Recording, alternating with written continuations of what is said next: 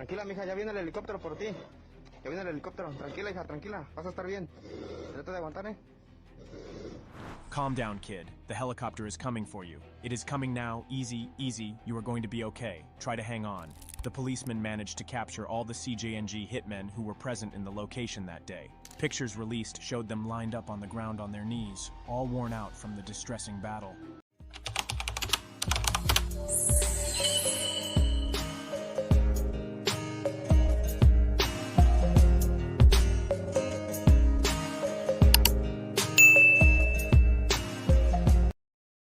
Let's get it, silly. Told y'all we back at it. Some more of these Dev Door videos.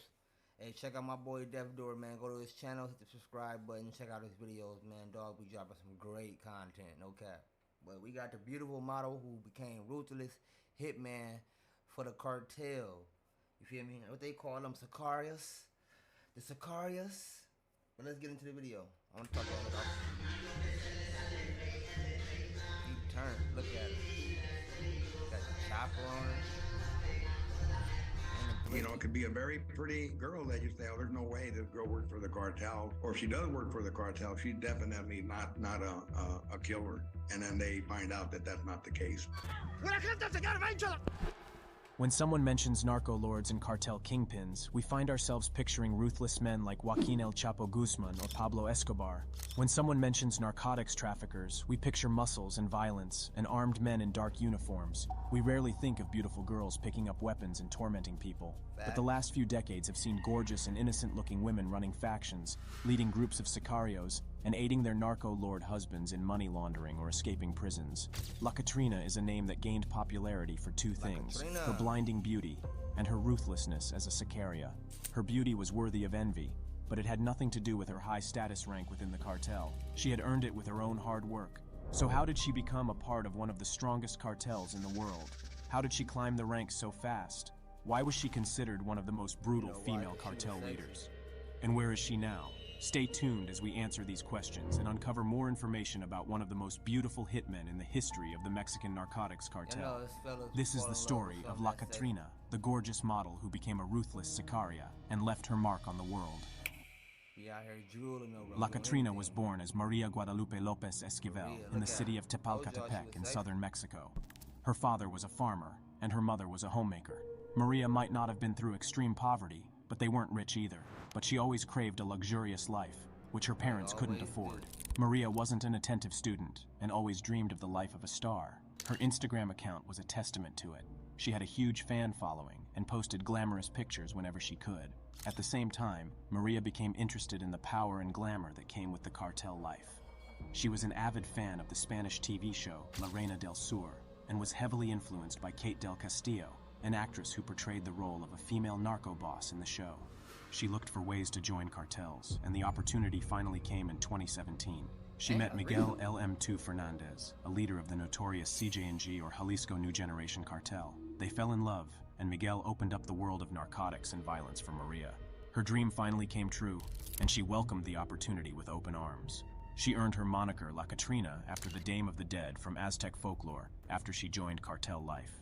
In the folklore, La Catrina is the queen of the underworld and watches over the bones of the deceased. Created by the Mexican printmaker Jose Guadalupe Posada, she is a highly celebrated symbol in Mexican culture.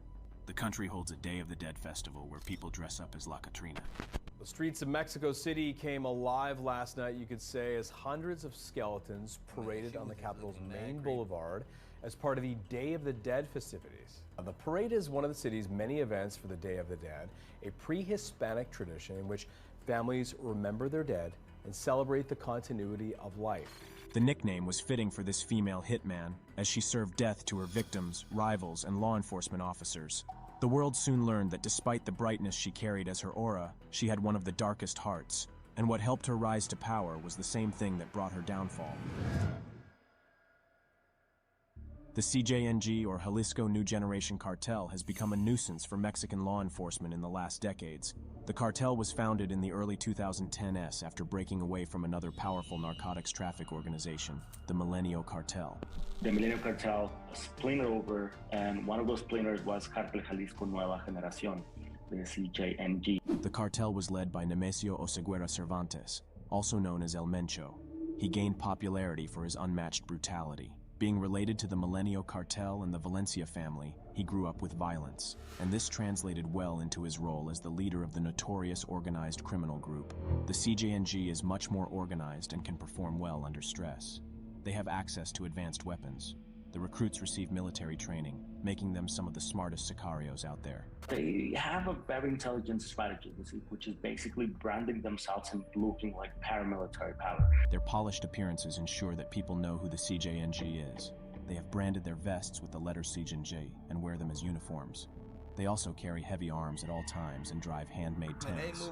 The Jalisco New Generation Cartel has emerged as an active narcotics trafficker other than the Sinaloa Cartel. They specialize in smuggling cocaine, methamphetamine, heroin, and fentanyl, and are a major supplier of these narcotics to the United States. The DEA says his cartel, called Cartel Jalisco, or CJNG, is responsible for roughly a third of the drugs entering this country by land and by sea. They have thousands of recruits with strong networks around the world. The DEA is actively fighting the smuggling, but their manpower is not as big as the CJNG, and they're struggling to tackle their smuggling operations. Other than that, the CJNG is notorious for its mindless violence. They're one of the cartels who never hesitate to torment their victims and leave proof of their brutality out in the streets. Y entonces, y pelándola, les cortan los brazos, y les quitan como que fuera yuca, pues, que le quitan la carne, la cabeza por allá, los brazos por allá, y todo como. The CJNG has wreaked havoc in the city many times when things didn't go as planned for them. This is a great way for them to gain leverage and get what they want. And all that violence is only to have leverage in the negotiations with the government, with politicians, right? They create these chaos to go and sit with the local politicians and say, like, okay, do you want more, or shall we negotiate this? Apart from fighting law enforcement, CJNG also battles rival cartels for control of territories. Regular clashes occur in many states of Mexico, leaving many dead.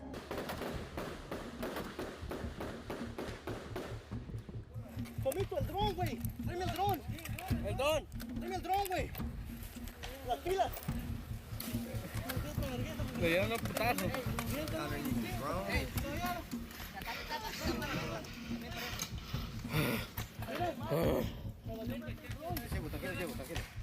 In 2011, the CJNG slaughtered 35 men and women, loaded their bodies on trucks, and dumped them in various areas in Veracruz. Wow. The massacre gained international attention, but no action was taken against it. In 2015, law enforcement ran an operation to capture one of their leaders. The CJNG created roadblocks and set vehicles on fire in Guadalajara to prevent them from taking their boss to prison. The criminal group responded really quickly. They blocked some main avenues in Guadalajara. They set buses to fire. And as you said, they managed to bring down a military helicopter with 16 soldiers on board. 6 were dead. In 2019, a member of the CJNG was denied extortion money at a bar in Veracruz. He lit the bar on fire. It took the lives of 26 people. The cartel was perfect for anyone who wanted to practice mindless ruthlessness, especially against innocents who didn't have any ties with narcotics trafficking. The United States is trying to capture the kingpin El Mencho, hoping that this would reduce the monstrosities and bring the narcotics trafficking under control. Cartel de Jalisco Nueva Generación, CJNG, is the single criminal organization most responsible for these deaths on both sides of the border. Tonight, the DEA is offering $10 million for information leading to the arrest of the Mexican drug kingpin known as El Mencho. He's blamed for a flood of narcotics into the U.S. But then, the cartel recruited violent sicarios like El Catrina, proving that even if law enforcement took away some of their men, they would always have new replacements ready, some even more brutal than the one they captured. The U.S. Department of Justice labeled the CJNG as one of the 5 most dangerous international criminal organizations in the world. Because they offered easy money and have positioned themselves as an invincible criminal organization, they gathered the attention of many men and women in Mexico. Según versiones de algunos informantes que manejamos nosotros en el sector, muchas mujeres, lastimosamente por la situación económica del país, se ven involucradas en trabajar de informantes de las pandillas o de venderles droga. Most of these people came from poor backgrounds. Driven by the extremely harsh conditions of life, these people took on roles within a cartel very easily. Nosotros somos pobres, sembramos, vendemos la hojita para mantener nuestro hogar y y tus hijos educarla. Dice que va a haber apoyo para dejarla sembrar las cocas. Hasta el día de hoy, ¿qué apoyo? Nada, ningún apoyo para nosotros. While most women take up roles that require less field work, La Catrina was one of the few who was battling at the front. This practice is a new phenomenon. The previous generation of cartel women mostly stayed away from violence and looked after their male counterparts' money. But more and more women are becoming assassins in the newest generation of cartels. According to one expert who trains American law enforcement on cartel activity, female cartel members are not new, but their numbers are on the rise. They don't want to be the cartel wife of the old days. They want part of the action, said Robert Almonte, a security consultant. They love the action, they love the excitement, they love the money, and they want to be able to call some shots also. And I don't know what this world has come to. Man, this is crazy. The women don't want to be wives no more. They want to be a part of the action. That's a crazy statement, yo. It's a crazy statement, yo. Like, this world has really been taken over by, I hate to say it, man, but demons. And people are possessed with real spirits and entities within themselves. And it's crazy. Like, the people that bring life into the world are supposed to be like the nurturers, you know, the peace. They want to kill. They want to torture. And they want to poison other people. This is, like, you know, this world is on the brink of a whole drastic change. I don't want to say it's going to be over, because the earth is going to be here for a very long time. But it's on the verge of a very, very, very drastic change that the women everywhere want to be a part of this lifestyle. That is so crazy. It's crazy. And to be honest with you, they've been influenced by men that didn't want to educate themselves. So that should just go to tell you right there how gullible people are out here. And to be a top drug dealer, because that's what we talking about right here, you gotta have some sort of intelligence. You gotta be smart. Then they go and hire a bunch of dumb people to just shoot for them and smuggle and do whatever else that they want them to do. And people be so fascinated and greedy that they don't even really understand the dynamics of this pyramid. They really don't. But this stuff has been going on for decades, probably centuries, thousands of years. And unfortunately, it has never changed. It's just gotten worse. But this is just my opinion. My opinion don't mean nothing. The life that they live can be way more right than the life that I live. Than y'all live. You never know. But in my opinion, this is what I see.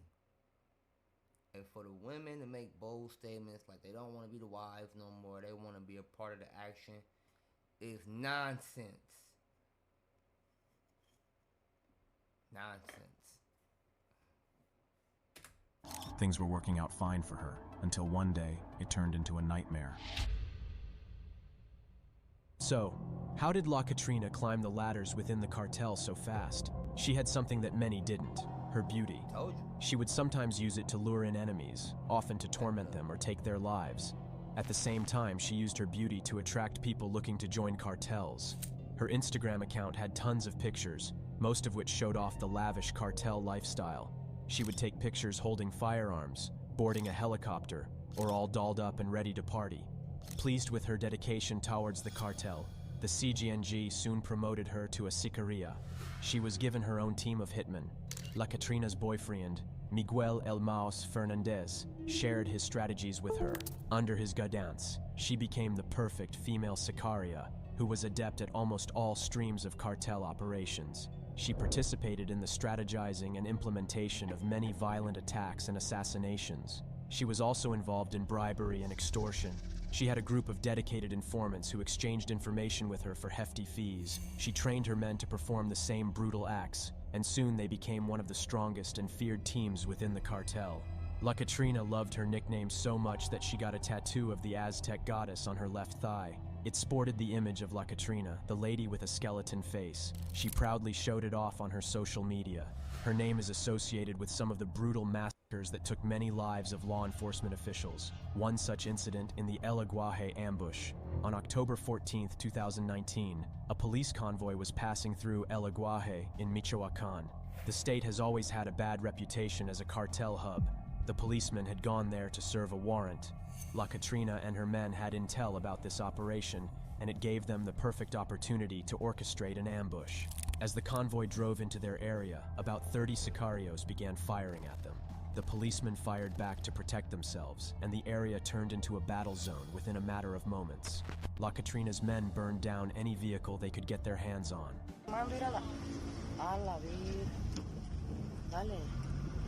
Ay, güey, se siente la llamarada, la verdad.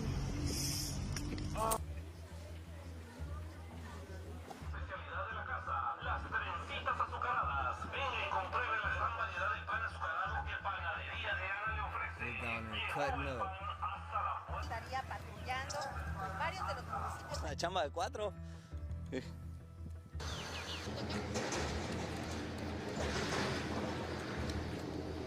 The clash took the lives of 13 officers and left 9 others wounded. The incident was a win for the CJNG and one of the few deadly attacks led by a woman sicaria. Law enforcement traced the involvement of La Catrina in the attack and came up with sufficient evidence to incriminate her. Reportedly, she had paid hundreds of dollars to Halcones or Falcones to bring her information about the convoy so that they could set up an ambush.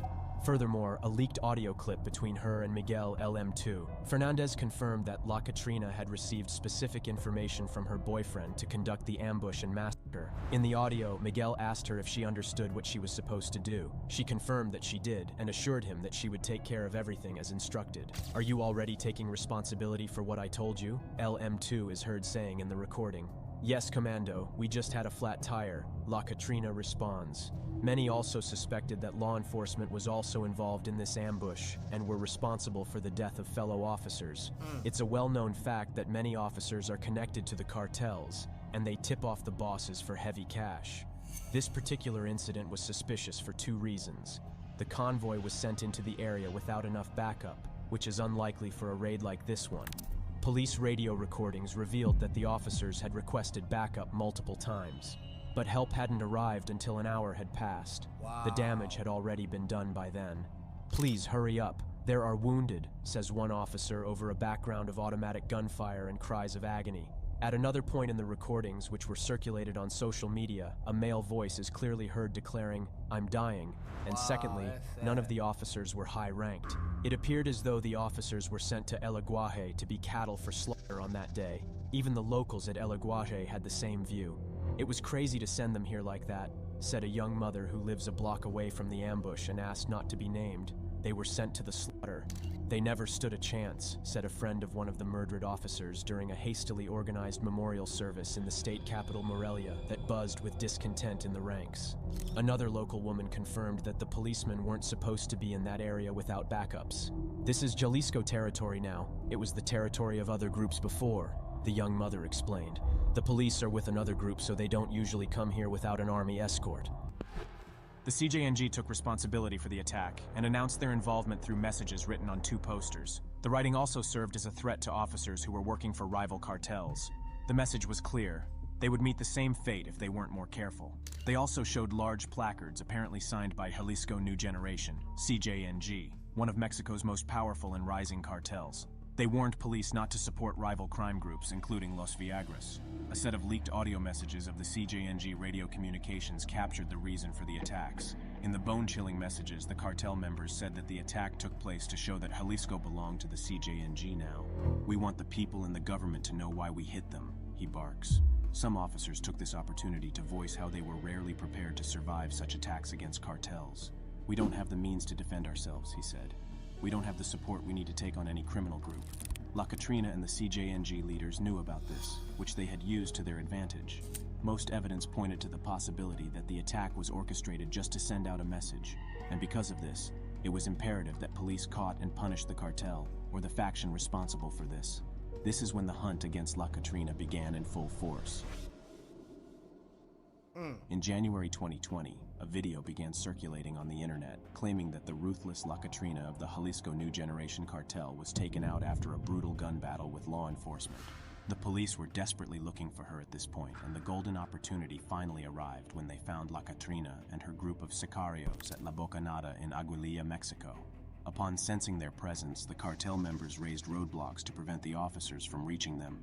But the police were equipped for the battle this time. After a long exchange of bullets, the police were finally able to capture La Catrina and her men.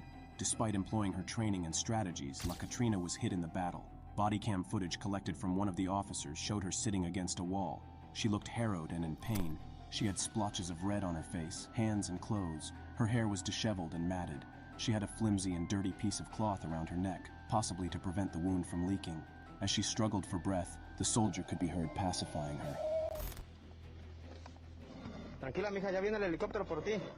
Ya viene el helicóptero. Tranquila, hija, tranquila. Vas a estar bien. Trata de aguantar, ¿eh? Calm down, kid. The helicopter is coming for you. It is coming now. Easy, easy. You are going to be okay. Try to hang on. The policemen managed to capture all the CJNG hitmen who were present in the location that day. Pictures released showed them lined up on the ground on their knees, all worn out from the distressing battle. After help arrived, one of the soldiers carried La Catrina to the helicopter. The mighty Sicaria looked almost out of breath. Her arms flailed, and then she tried to place them around the soldier's neck. Even in these moments, she had a strong desire to live.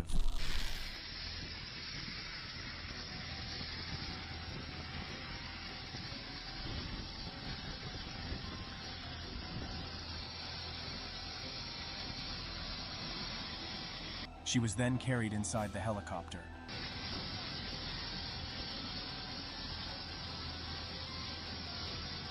They got some video footage on him, don't they?